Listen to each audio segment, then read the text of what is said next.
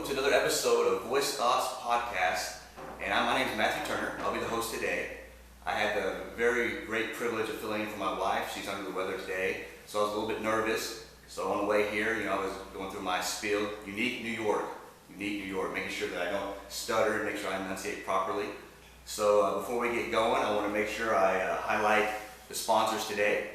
We are here at the Inland Waterways Museum here in Paducah, Kentucky. And I want to thank Polly Brazier for giving us the opportunity to use this nice facility. She's been very hospitable the last few months, and we thank her so much. This is the second to last episode. This is episode 11. We're talking about HIV awareness today. On May 16th, this upcoming Thursday, Barrel and Bond is going to host an event at Inland Waterway Museum. It's going to be $50. It's going to be a sophisticated evening of sipping and savoring. You can go to www.inlandwaterways.org for information and to get your tickets. Also want to highlight Shulorn with eXp Realty. For any of your buying and selling needs, just contact her at 270-994-4600. That number is 270-994-4600. I want to introduce Kyanna Parsons this morning. How are you today? I'm doing well. How are you? Doing great. She is with LivWell Community Health Services. Yes, right here in Paducah. Yes. So tell me more about that. So LivWell Community Health Services is it's a nonprofit. It's an HIV health and wellness clinic. It's an agency here. We provide an array of services for individuals living with HIV and AIDS in Western Kentucky and Southern Illinois. We have our medical staff. With that, we have a doctor's office in there. We have the pharmacy. We have mental health professionals. And then we have our support services where we have case management. We have a clothing closet. We have a pantry. We just recently added a library for our clients where they can come in and get books, and it's a pretty big library.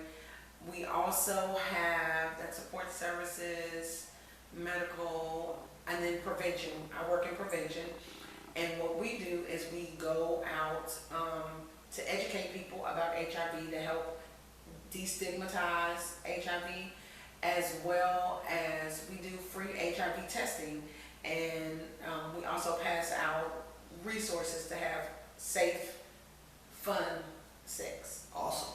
What are the the time to do so, like to get tested?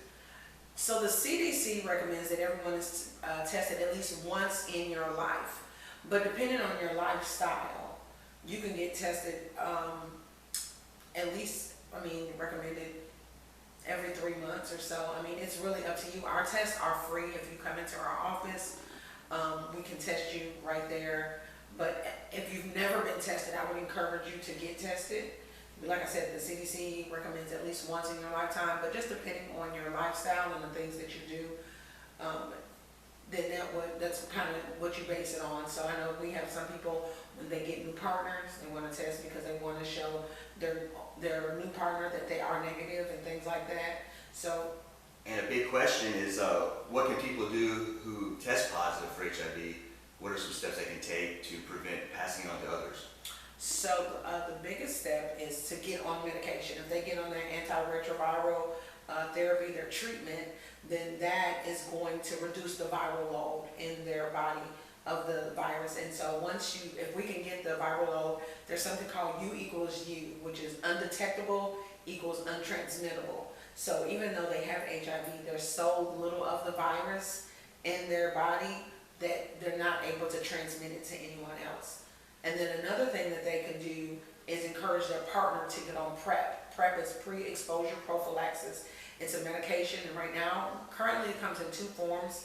There's a pill, and there's also an injectable. I often refer to it as birth control for HIV because the pill form is a pill that you take every day, and it reduces your chances of getting HIV by 99% through sexual contact, and I believe it's 87% through IV drug use. And what's the life expectancy of somebody that comes down with HIV once they're diagnosed? As long as they're taking their medication and things, HIV it takes time, and so it's over time that it really starts to affect your body.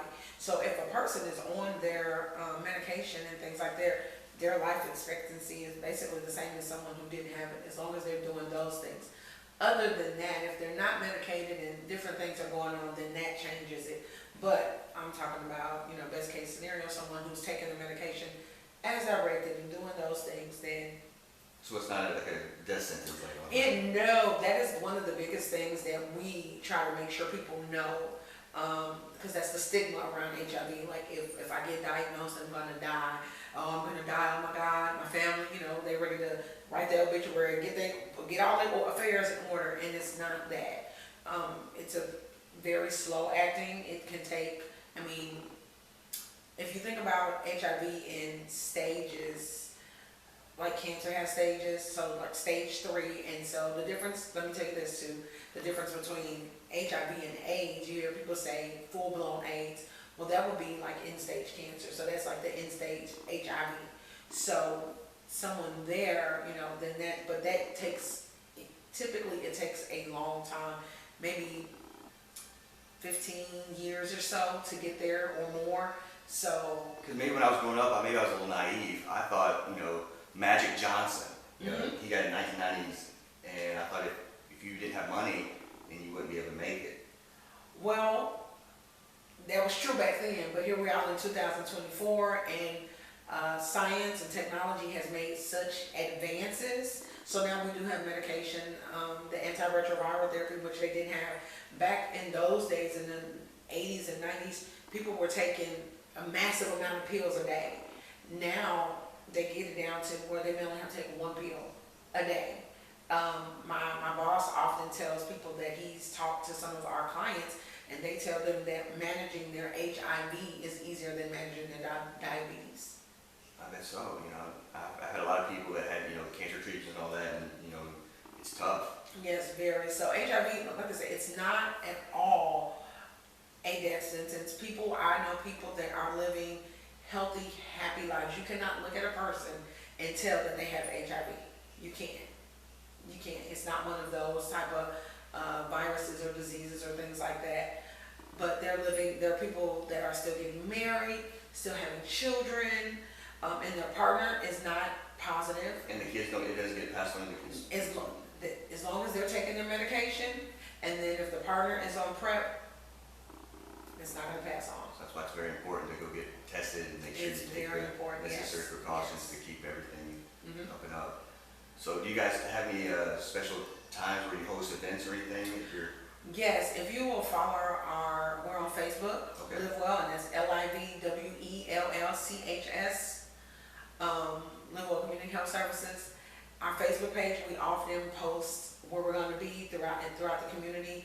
As I said, we service Southern Illinois as well as Western Kentucky. So the prevention team, we've gone as far as Barron County, Glasgow.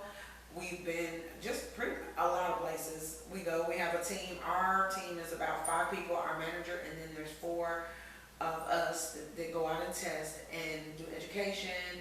We go to schools, we go to churches. So if anyone ever wants us to come in and educate and just help people understand, because a lot of people do have a lot of misconceptions surrounding HIV. They just don't know, and you don't know what you don't know. Right. So it's often we come in and try to educate and help people to understand, because the stigma around it is a big reason why people don't get tested. They don't want to be known, because a lot of people view HIV as that's a gay. I'm not gay. I don't have to get tested because I'm not gay. I don't have to get tested because I'm not promiscuous. I don't have to get tested because of this and because of that. And so they don't go get tested, and that's not a good reason. Everyone should get tested, because you just don't know. There's often people who are in monogamous relationships, but their partner isn't always in monogamous relationships. So, we want to take our health in our own hands and be proactive about it. So that's why getting tested. And then if you do have, some people, there's a lady that I follow on social media, and she works in HIV, but she posted on yesterday, she said, I'm on PrEP because I want to have control of my health. I'm on PrEP because I want to not worry about these things. So PrEP is a great way to take control and to prevent HIV. Be proactive instead of reactive. Exactly. Just take those Exactly. steps. That's awesome. So I heard, is it true that there's over 1 million people in the United States that's got HIV? Yes, it's, I think the number last was about 1.2 million. So it's more common than people think it is.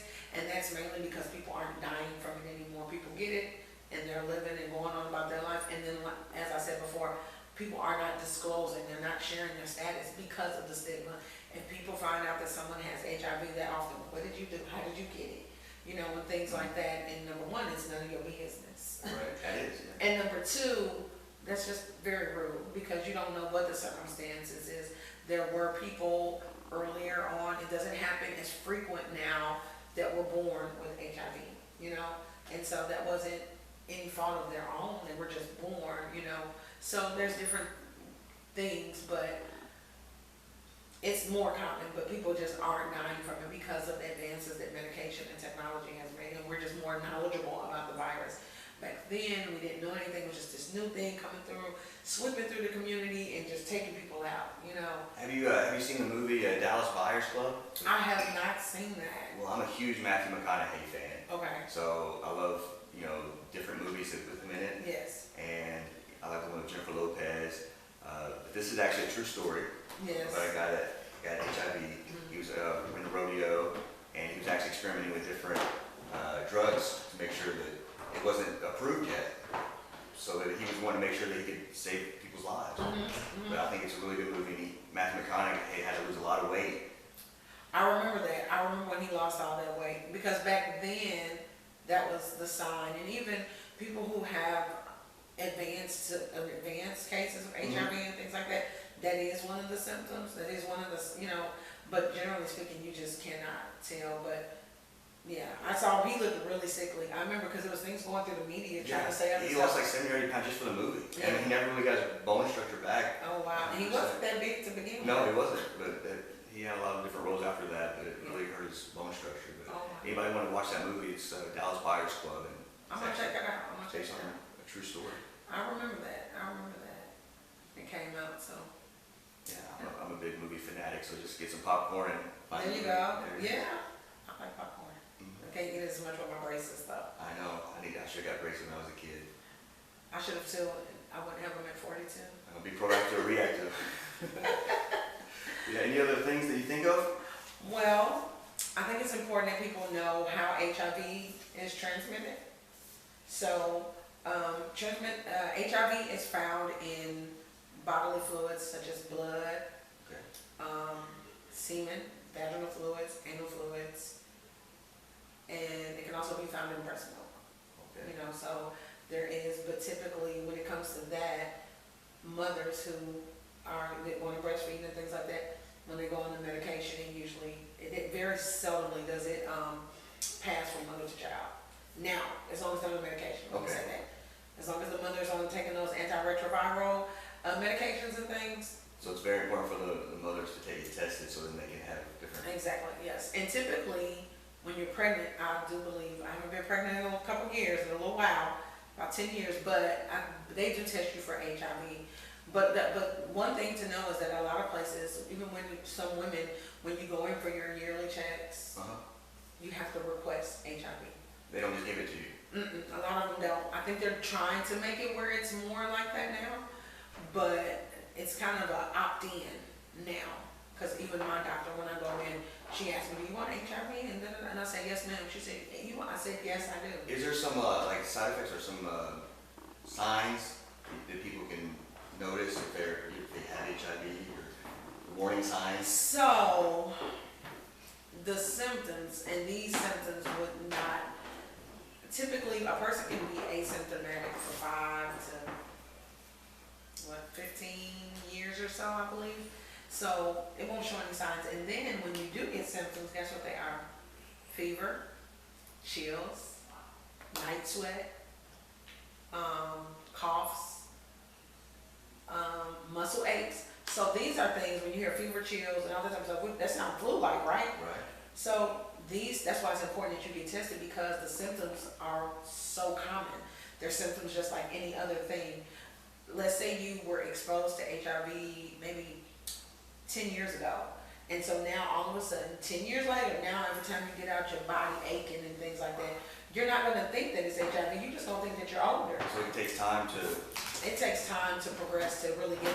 What'll happen is if you get past all of that, you may end up with thrush. Okay. And like even if you get your medication for thrush, you get antibiotics. So yeah, because I remember my kids had this baby, but you don't see it often in adults. You don't see it often in adults. So if you get and it keeps coming back, then that's one of the signs that maybe you need to be tested for that.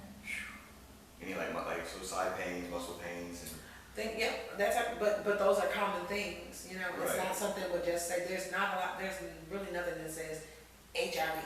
You know, there's some things that when you have a pain, you're like, oh my God, this is probably this, or you know, there's nothing really that will say you need to be tested for HIV, and that's why the CDC recommends that people get tested at least once in their lifetime. But really, just depending on your lifestyle, and then even in the community, there's a campaign that's going on where they're changing the words. okay. So from risk to reasons, because risk makes it sound like you're doing something wrong. Right. So you need to get tested. You're or living, get yes, wrong. exactly. So they're changing it to reasons. So your reason for wanting to get tested, or your reason for wanting to get PrEP. So it just makes it sound, it makes it sound better, you know, and it makes it sound like you're in control. Right. Whereas risk sounds like, you're just doing whatever, you know. But if I have a reason, I'm getting tested because I want to know my status. Right. I'm getting tested because I want to make sure that my partner is safe. I'm getting tested because, listen, I want to be, as the kids say, outside and That's live it. my best That's life, it. you know. So these are the reasons that we get tested. So be proactive or reactive. Go out and get tested. Yes. You know, just having that peace of mind. Having a, and if you come into LivWell, we're located at 1733 Broadway Street here in Paducah. It's free. Awesome. The tests are confidential, so you're HIPAA protected. You don't have to, and it's a very easy test. Let me tell you about that. Okay. It's a very How easy easy is test. It takes about the longest part is getting the information, the paperwork. But the actual test itself is a finger prick with like a little lancet, like you would do for a blood sugar test or iron test. Take that, we put it in, we have a little vial, it comes in, it has 3 vials, a red one, a blue one, and a white one. So it has a little bitty pipette, we call it. It sucks some blood in, we pour it in that first red vial, we shake it up, and then we have this little mesh, almost like a petri dish type of mesh thing. And you pour it in there, and then once it goes all the way through, you pour number 2 in. It goes all the way through, you pour number 3 in. And so what happens is, if you end up with 1 dot, that's negative. And if you end up with 2 dots, it's positive. And in the event that there's no dots, well then that's inconclusive and we'd have to take the test again. And then we also do what is called a confirmatory test, so that if you test positive, we'll do another test to make sure.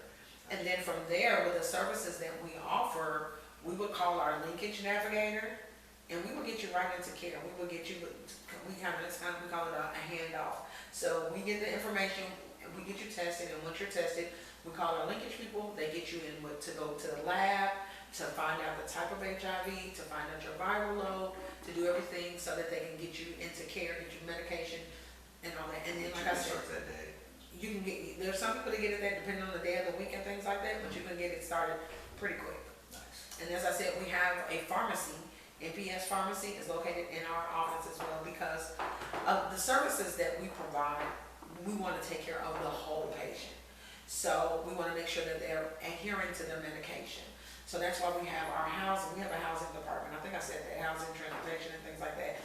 Because think about it. When you're worried about things, you don't care about some things. So if you're worried about your bills, if you're having mental health issues and things like that, you don't care about taking a pill. So you'll get off your medication. Right. We don't want that because we want our patients to get undetectable. Okay? So we take care of the whole patient. We try to remove any barriers that will block or that may arise for medication adherence. So we do those things, and then the patient is able to go home. And I know if I got tested positive, I probably wouldn't be thinking clearly. You know, when I get a paper cut, I'm like, I got a paper cut. Exactly. I'm done. And so even with the pharmacy, you know, when you go to CVS, what if you know someone who works there? Right, so, And then they can tell people, and if you're not ready to disclose that information, but you can come and get all your medications. You wouldn't just have to get your HIV medication. They have blood pressure. It's a pharmacy. It's a full pharmacy. But our patients, that gives them another sense of security. So if they're not ready to disclose their status, then they can come to our pharmacy and get their medication and go on with their lives. before I go back to Loopy Larry's, I'm gonna go get tested. Well, you should. Peace of mind's everything, right? There you go. It sure is. You know, peace of mind and a salad, it goes hand in hand. Yes, it does. It does. I hear great things about your salads. Thank you so much. You know, I'm normally there almost all the time, but I got to come here and have a good conversation with you, so I appreciate you coming in today. Well, thank you so much. Anything else you want to allude to? No, I don't think so. I just would really implore and encourage everyone to get tested. It doesn't take long. It's confidential, and it's easy. It's not the test they used to do, mouth swabs and draw blood. Honey, you be in there, the only way people know is you're gonna have a little Band-Aid on your finger that you can take right off. It's not the peace of mind that you get from it. It's easier than donating plasma. It is much easier than donating plasma. That was my job in college. You know, I went there to donate plasma for like 3 or 4 hours. Really? Yeah. So no, it's much easier. And we're always available. And then also just if you have any questions about PrEP, we're there. We also have other resources, prophylaxis. We have condoms and lubrication also to help to make sure that people are having safe sex, because the 75%, I got my numbers mixed up, 75% of people that get HIV get it through sexual contact. Okay. And then 25% get it through IV drug use. So, and then the small, teeny tiny, not even a real percent is from mother to child. But that rarely happens, so that's why the 75. And if the mothers can detect it early, they can take those necessary precautions to not transmit it to the baby.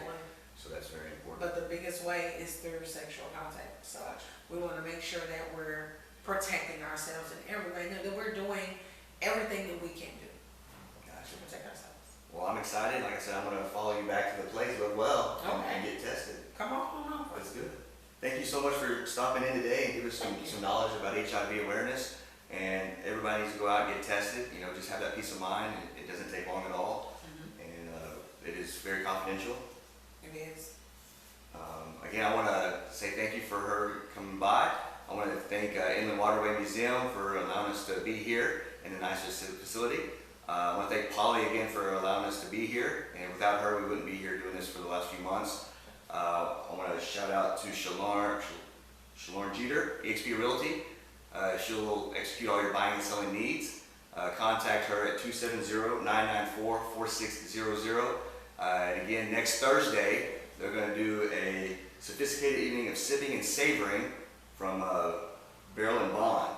It's going to be $50 a ticket. Go to inlandwaterways.org for more information. Again, my beautiful wife will be back for episode 12 next week. So again, I appreciate you guys for tuning in, and I'll see you next time.